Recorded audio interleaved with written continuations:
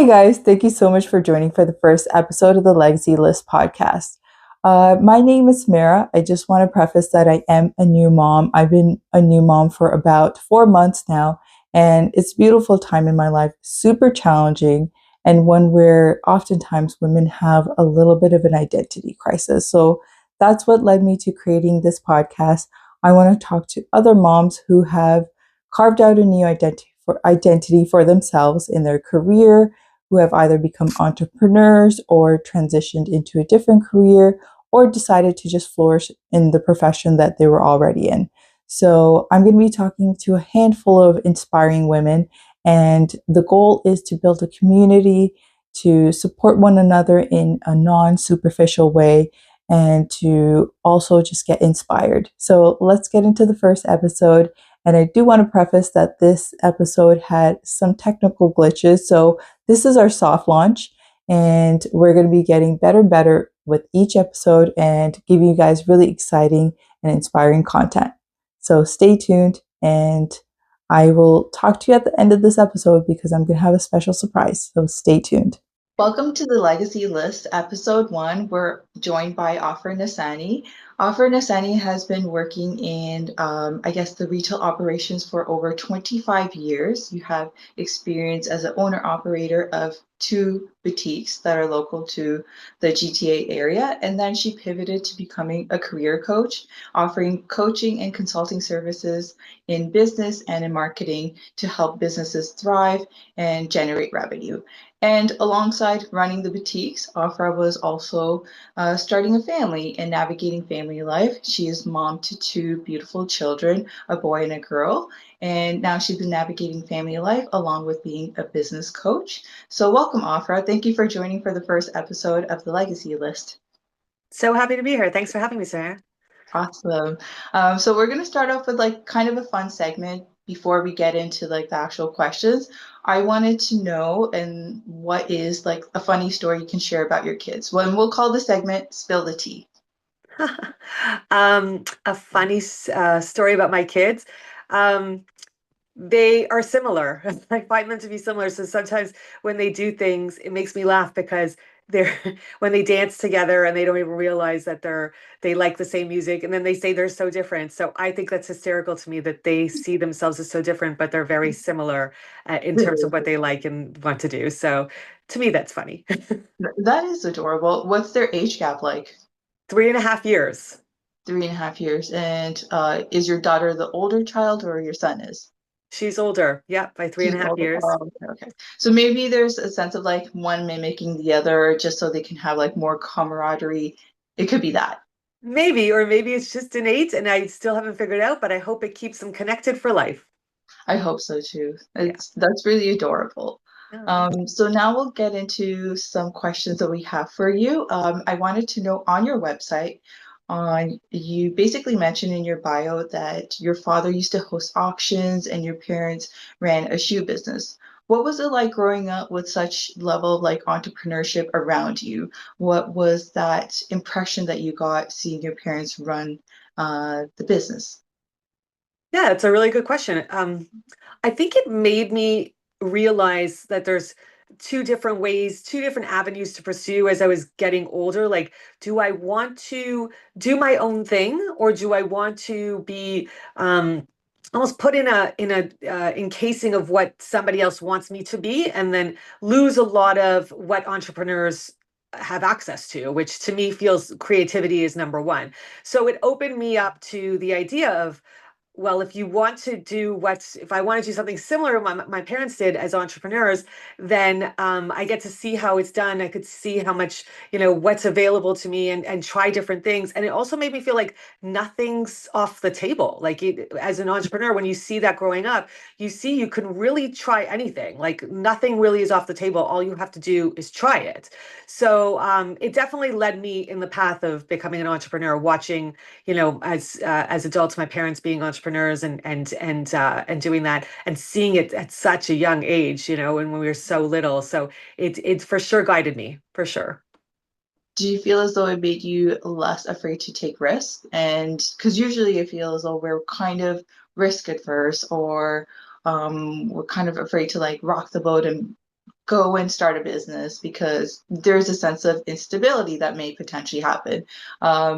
Or did you see the light at the end of the tunnel because you saw your parents just hit the pavement and do what's needed to get done and to survive and thrive?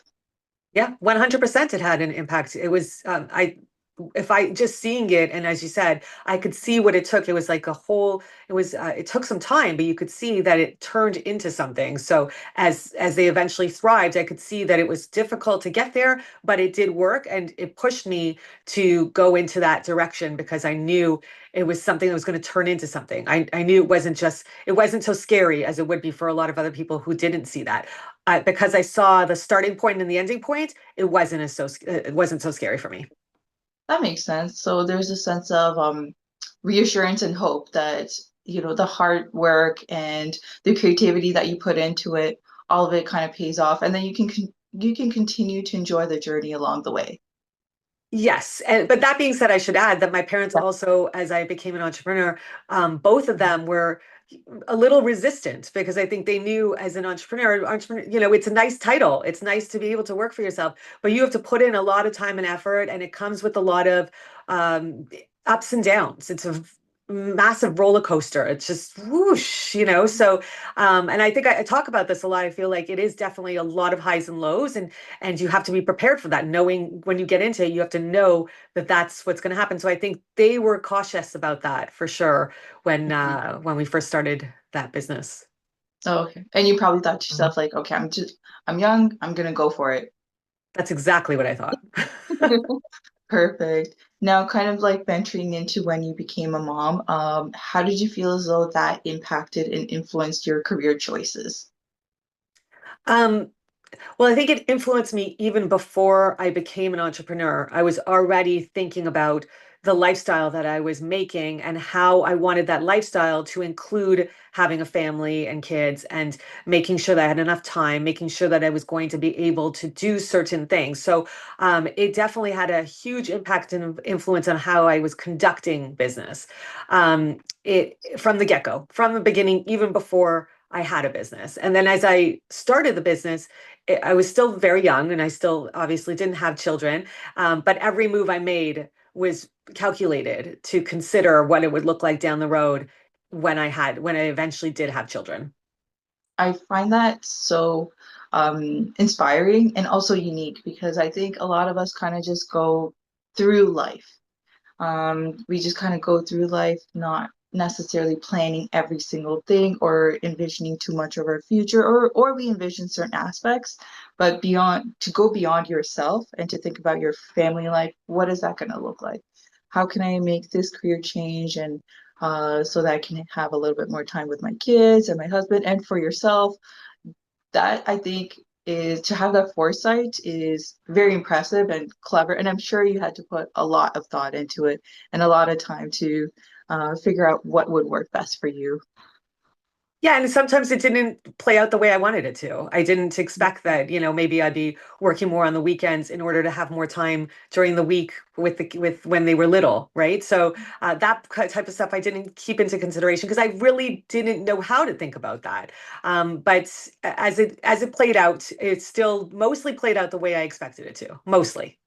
Mostly. Oh, Yeah. perfect. Yeah. That's really good. So having heard this, I feel as though myself becoming a new mom, it's kind of put me in a state where I'm like, okay, if I want to have another child, let's start thinking about what that life looks like, rather than just dealing with things as they come, which is a good like muscle to have as well, but it's also good to have like that planning side, and I think I can have both work together. So I really like that answer for yourself, and I found it very unique and inspiring. I wanted to know now, pivoting to something else.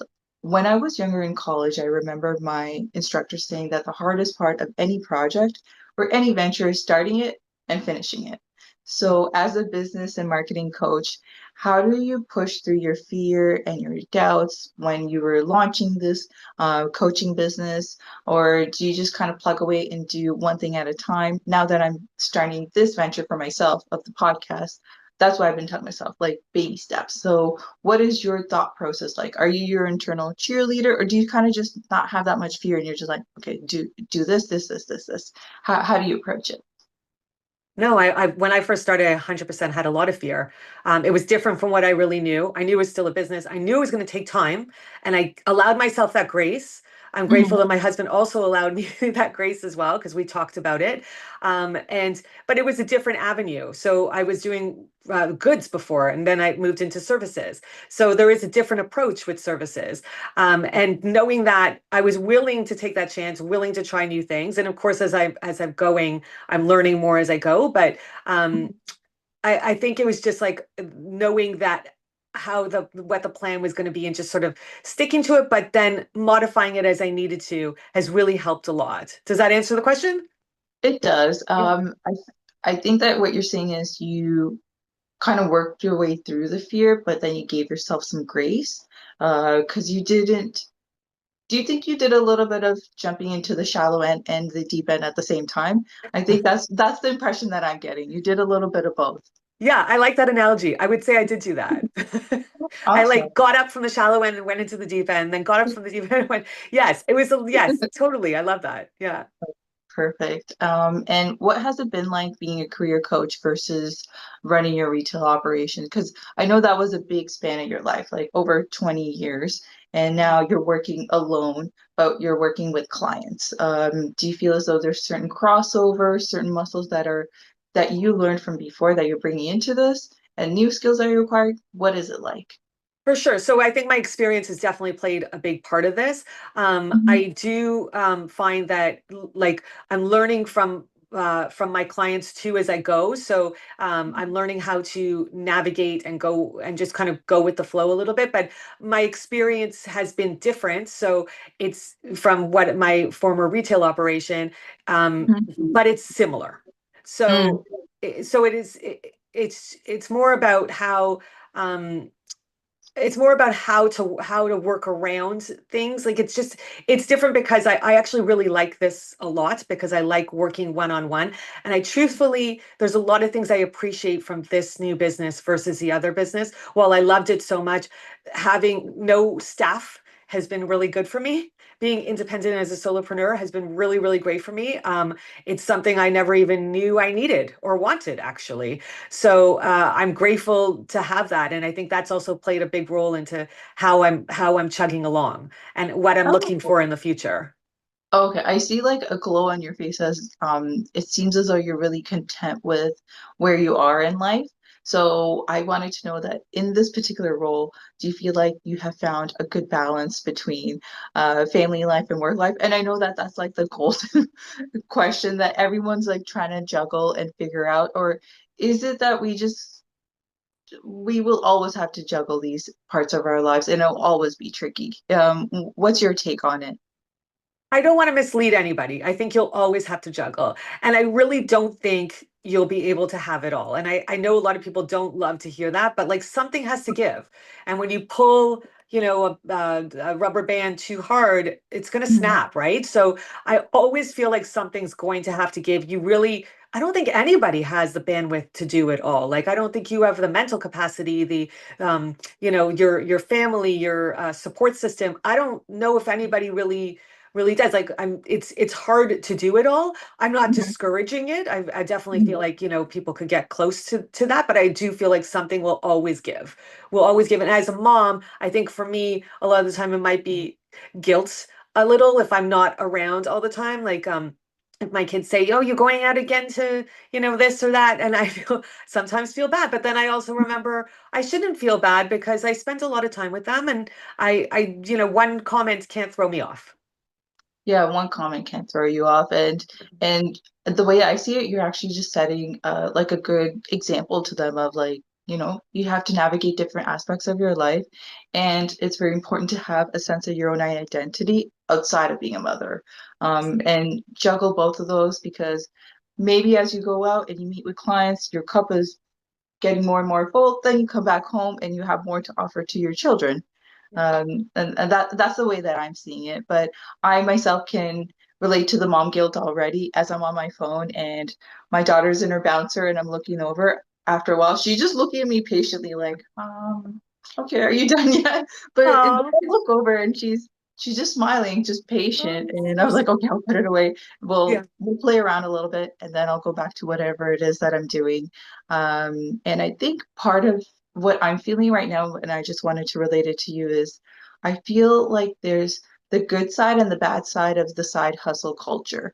On one side, it's really good, where it kind of encourages you to go outside of your own comfort zone. But on the other side, I think that are we getting a little too, um, as a society, like I guess not brainwashed, but that's a negative word, conditioned to think that we need to do a bunch of things to be content.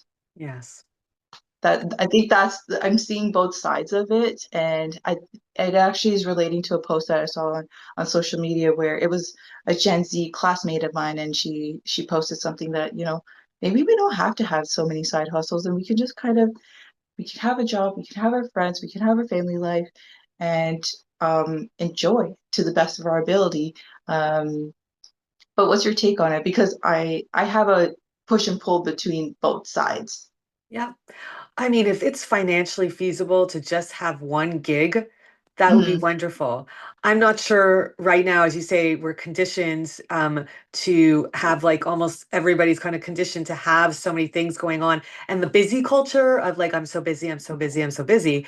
And almost like people might feel bad if they're not so busy, if they have a little bit of downtime or something. But um, I don't think that the society right now is Mhm. for a lot of people, I think it's really hard. So it just depends. If it's financially feasible, then that's fantastic. If you could just have one thing going on, right? Yeah, Especially for the younger generation, like yeah, Gen Z, I feel like it's so difficult for them. It's just it's very it's not, and it's not fair, and it's so disappointing, right? To watch it all like kind of happening for your generation, really. And I hope that it starts to lift up and it starts to get better. But like I think I know most people in your generation will probably be leaning towards what is going to be more financially feasible for my family. I think so too. And sometimes that will involve wearing various hats and getting creative. And but as you're saying, if someone gets very lucky to just be able to depend on like one profession and go from there, then all the blessings to them. That's you kind of hit the golden ticket right there. I know, But exactly. it is quite hard uh, in our life here in the GTA. I'm not sure how it is like out in, I guess, in the States or globally, but I think there's hardships, some relatable hardships across the board. But hopefully, I feel as though what I get from Gen Zs, I'm actually a millennial. What I Oh, get from sorry. Gen Zs is that it's okay. It's a Is compliment. that they're they're really willing to try the things that the millennials wanted to do, but were a little bit reluctant to do. Gen Zs kind of have a little bit fearlessness in them, which I really appreciate and admire, and I take away from them that point. So I really like it. And I'm interested to see what kind of mothers they're going to become as well. It's going to be interesting for sure. Yes, I agree with you, and it's funny. So there is a statistic that Visa did a study that said the alpha generation. So your child is now a beta because if they Yeah. were born this year, but the alpha generation. So like I think 12 years before her is alpha, and they are the more likely 47% to be entrepreneurs. So Mhm. every generation has become more and more entrepreneurial. And there was a time. So in my generation, when I first started my business, Destiny's Child had a song "Independent Women." And it Oh yeah. just felt like an anthem for me, but now it's doesn't the lyrics don't resonate because everybody it's so dated that 20 years later it just feels so, or whatever, 25 years later it feels dated because it doesn't even apply anymore. Everybody, women, or obviously men as well, but like women are now trying to have the whole everything and trying to balance it all. But the idea is that they're hoping to be making their own money any which way, whether it be through a job that they keep growing through or starting their own business, right? And I will also say anecdotally, when I go to a lot of networking events, I see a Mhm. lot of women, a lot of women who mostly are moms. Mostly who are moms. Yeah. Okay. Okay. Who are they want to put themselves out there and go into business. Yes. and balance that with their family life.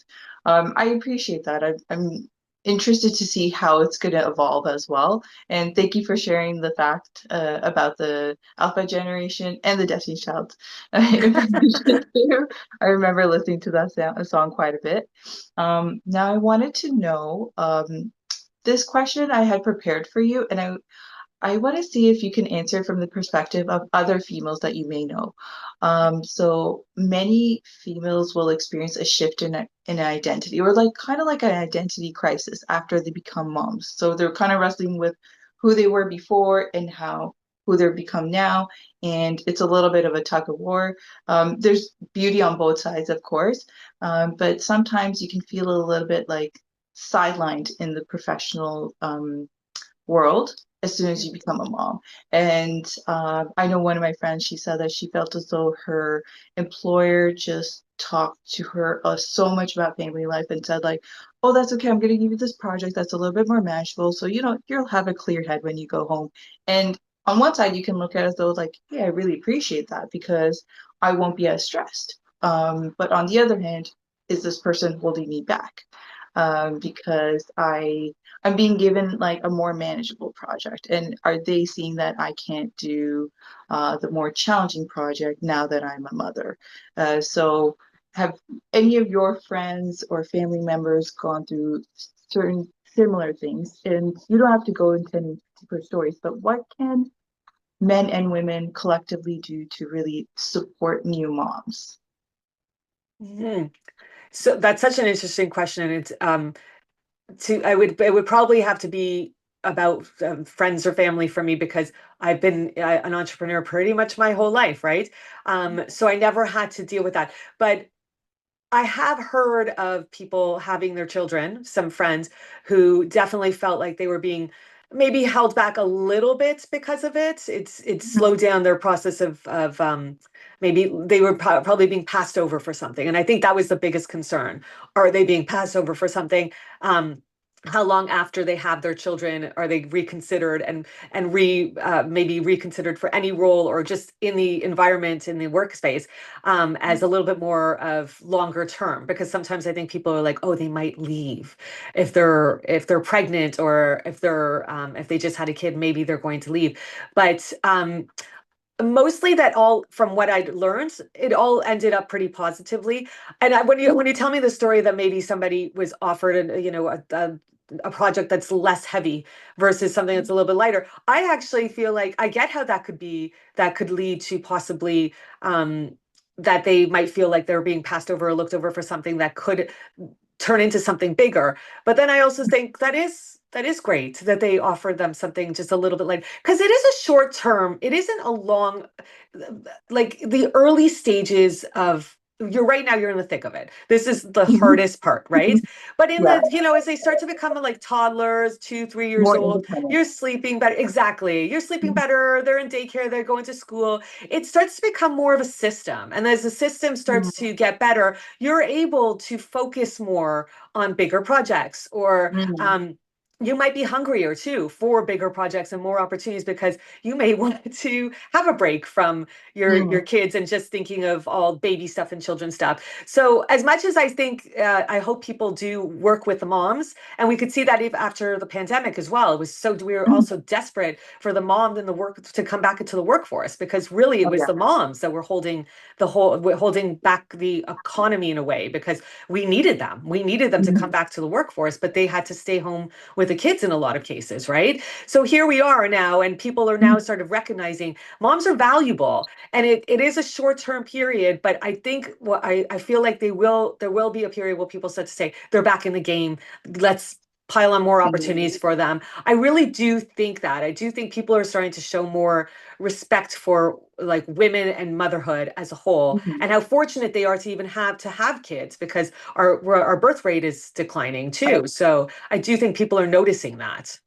Yeah, people are noticing that. I think having a positive perspective about it is good, as you're sharing right now, and thinking of it as like a short-term process, or not, yeah, short-term sidelining experience, because eventually you're going to get hungry again as you have the bandwidth to actually take on more. Yeah. So might as well just take it as a little bit of a grace period that your employer is offering you while you can enjoy your family life in a different kind of way.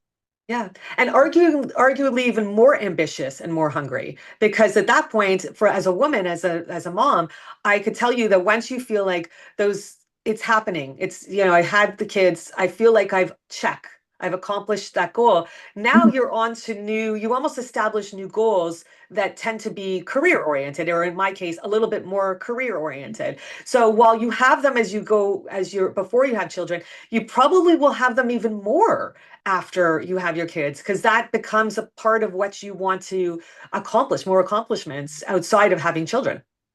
I get what you're saying. You want to accomplish that outside of having children, and then there might be an aspect of like, oh, I really want to be able to provide. Maybe we're going on a Disney cruise this year, whatever it is that you want to save up for and give something to your child as an experience, or whatever it is that you can do in terms of making their life a little bit more full. Uh, Exactly. so so those sacrifices are worth it. Those are all the questions that I had, but I did want to end off on another segment that's called Laugh It Off. So this Laugh It Off segment is about sharing an embarrassing professional story, that something that you've experienced that you can now look back on and you can laugh at and say that like I had a moment where I've learned from it. If you don't have one off the top of your head, then that's okay. We can just continue the conversation to something else. But if you have an embarrassing story that has a takeaway, Huh. a professional one. A professional one? I Yes. think when I was younger, Mhm. um, because I was younger, mostly because I was younger and I was so green, I may have said things not knowing really like what I was talking about. Truthfully, I really may have not have known what I was talking about. And I now look back and think, okay, I could laugh at it. But I'm sure it was kind of embarrassing now, even more now, a little bit more embarrassing than back then. Just because I think when you're young, you kind of think, oh yeah, I know it all.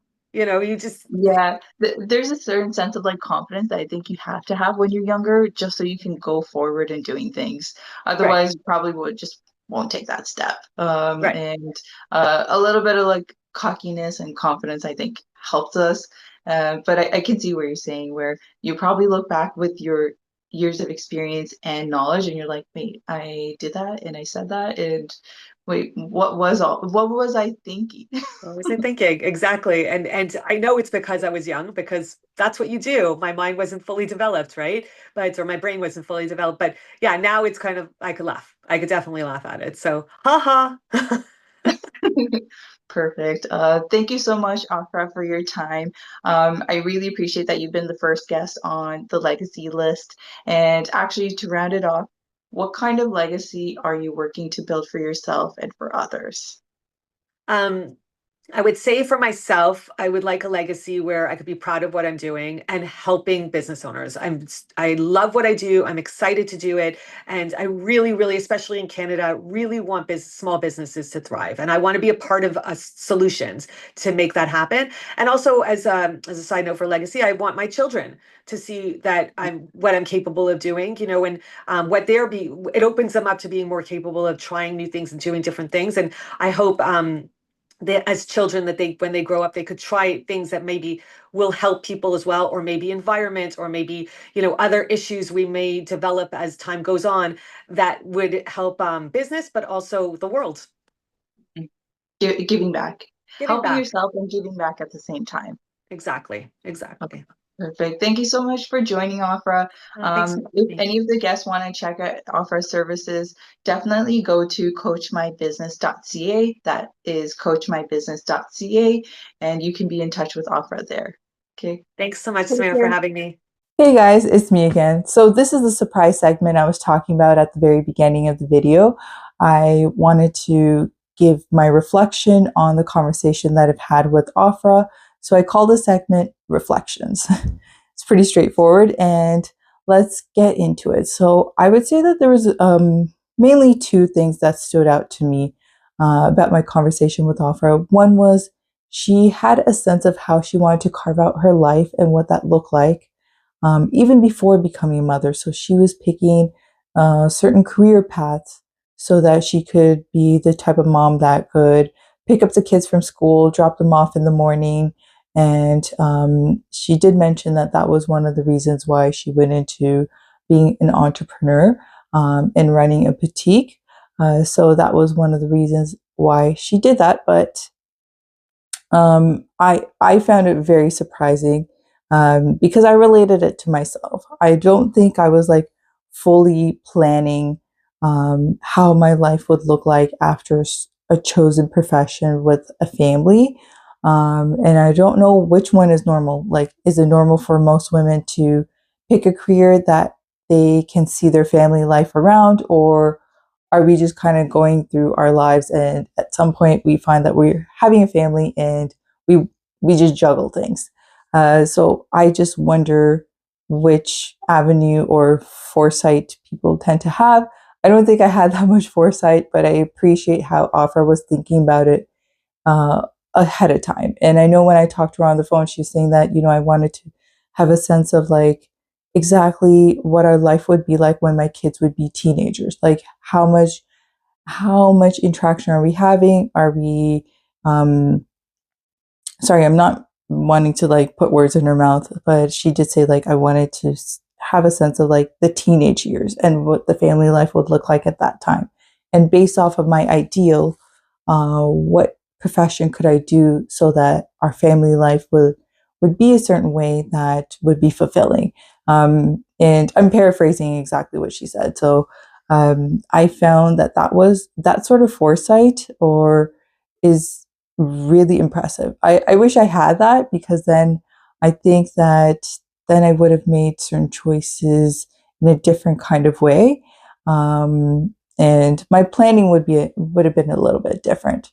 But I also appreciate how she said that, some things I could anticipate and they worked out the way that I thought they would. And then in some ways they didn't because I was still like working on the weekends. And this is for when she was running the retail operation here in the GTA. She was running two boutiques. So I don't know. I just kind of want to get a sense of like whether I'm in the norm or outside of the norm. Like which one's normal? Like having that foresight or not so much and just kind of going through life and being like, all right, I think I'll have a family around this time of my life and then we'll figure it out. And in terms of career and family and what that looks like. Um, I might be the norm at this point. I don't really know. And it's no judgment on either avenue, whichever way you kind of like plan your future and your career and your family life. But I think women do tend to try to figure this out and think about this a lot more than males, simply because we have a certain responsibility, especially when we have little ones. And then let's get into like the second point that really stood out for me from Ofra. We didn't delve into it too much, which is why I want to talk about it right now. It was when I kind of like went off a tangent off of my questions that I prepared, and I talked about like the good side and the bad side of the hustle culture. And you could say that this is essentially part of the hustle culture. Me starting this podcast is part of the hustle culture. Um, and, but I do feel like I'm always a little bit I'm not on the fence, but like I can see both sides of it. I do realize that we're definitely in this era of living super busy lives and as though that's the norm and that is what should fulfill us and make us content.